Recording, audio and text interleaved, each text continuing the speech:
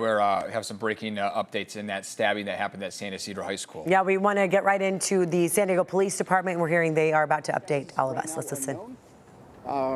We searched the campus, and towards one of the last buildings that we found, that we searched, we found the suspect. He was taken into custody without incident. He is a student here at San Ysidro High School. No other students were injured. Nobody else was hurt. The investigation is ongoing. He is a person of interest as of this moment. And we've gone down from lockdown to secure campus at this moment.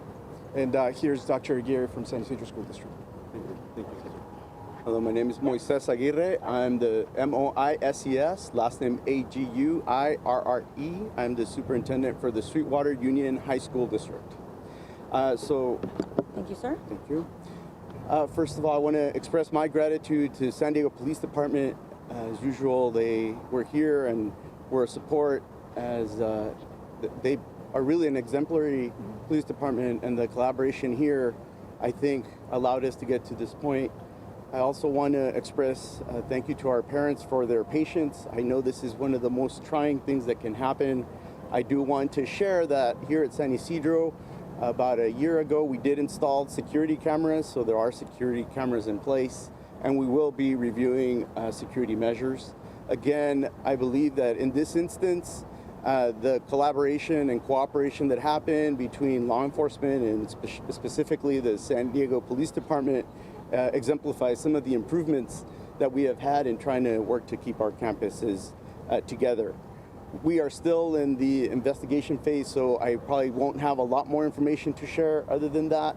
But again, I wanted to express my gratitude to SDPD, and I also wanted to say thank you to parents. We understand this is a moment where there's a lot of anxiety and frustration, and that is why we have a very strong working relationship with SDPD.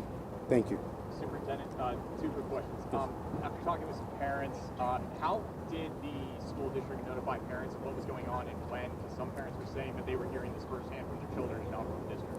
Yeah, so again, now with the advent of social media, communication happens in different ways. We did send messages out.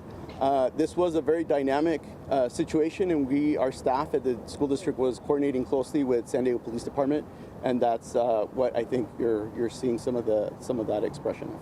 And then second question, you mentioned the security measures pending whatever the weapon was after we asked San Diego Police. What security measures are done to make sure students aren't bringing these types of things onto campus to have something like this?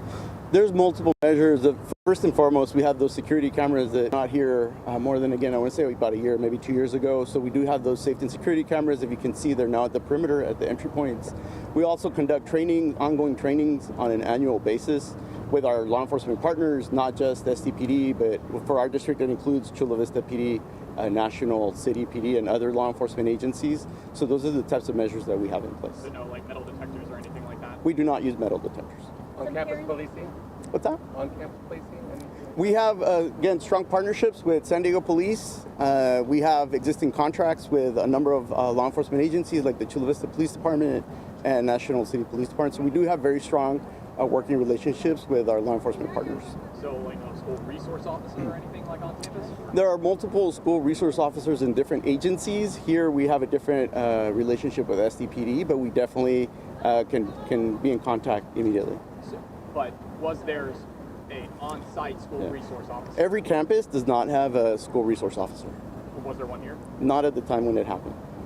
And with metal detectors, some of the parents were saying they've been asking for metal detectors.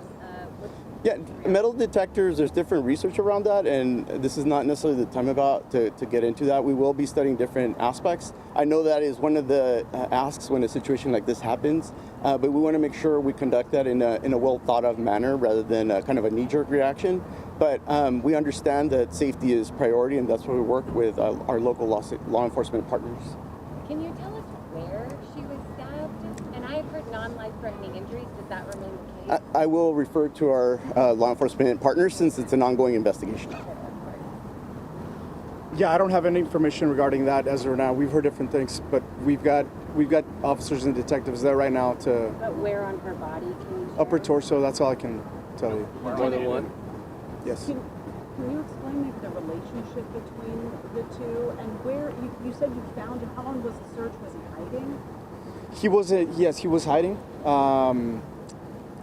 The search lasted about an hour, hour and a half. Again, it was a methodical search based on the last places he was seen. Because of the cameras that were installed, we used those. And so as long as it took to track him through the cameras, and we were behind the curve because he's got some time on us. So yeah, it took about an hour, hour and a half. And the relationship between the two? We don't, as of right now, we're not exactly sure yet. We're still to be determined. And was it in a classroom full of other students? It seems like yes, in a classroom, and there were other students in the classroom.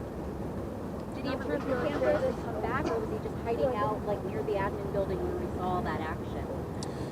It was in one of the buildings adjacent to the admin building. Yes. The gym? No. Ahora me gustaría preguntarle lo mismo, ¿cómo fue la búsqueda En español? Sí, ¿Fue sí, de la claro. persona sospechosa? Perdón, pregúntale otra vez. ¿Cómo fue la búsqueda del sospechoso que hizo el apuñalamiento? ¿Cómo fue que la policía llegó a la escuela y cómo fue que vino? Sí, recibimos la llamada de la escuela aquí en San Ysidro y después de eso, viendo cámaras, hicimos un plan de la última vez que lo vieron y hicieron una búsqueda sistemática de todos los edificios hasta que lo encontraron. En cuanto a las personas, a la joven fue trasladada, ¿qué es lo que ha ocurrido hasta el momento en cuanto al apuñalamiento? Después de que pasó eso, le llegó la ambulancia y le llevaron inmediatamente al hospital, donde está ahorita. Was the weapon found on the suspect's person? If so, what was it? We found evidence that it was a knife that was used. Any specific type? I don't have that information. Or he with a knife from campus? That's still to be determined. How old are they? I'm just wondering how old and what grade. They're juveniles. I can't give that information. Hearing anything. Okay, so that's the update from San Diego police on the stabbing that happened this morning during classes. A male student stabbed a female student around 9 a.m. this morning. She does not have life-threatening injuries. They do have a suspect in custody. They said while the officers were doing their searching of the last building, about an hour to an hour and a half into this search, they say they found the suspect hiding. He is a student at San Ysidro. That search, again, took over an hour. They tracked him using cameras. No other students were hurt here.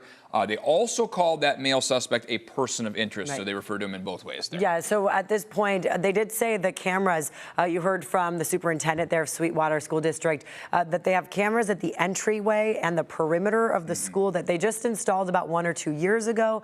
And as the police then said, those cameras helped them determine where this person ended up. And they said it was a building near the admin building where he was hiding. 9:14 this morning, just to recap what happened, police tell us that female student was stabbed. You heard our reporter Jenny Day out there asking, she was stabbed in a classroom with other students inside. So just imagine for these young people what that's like. But she was stabbed there in the upper torso, expected to survive non-life-threatening injuries. And then since then, they were looking for that person of interest, that suspected stabber. And the school was on lockdown. They say now the school is going to be open, but it does sound like from lockdown to secure campus. They've moved that to now. And they also mentioned that the suspect and victim, whether they knew each other, they're trying to investigate all that. So that's the latest update that we received from this news conference. Of course, Jenny Day is there asking more questions, trying to figure out what led up to all of this, and she'll give us some future reports here on CBS 8. Right. So we will continue to stay on top of this. And thank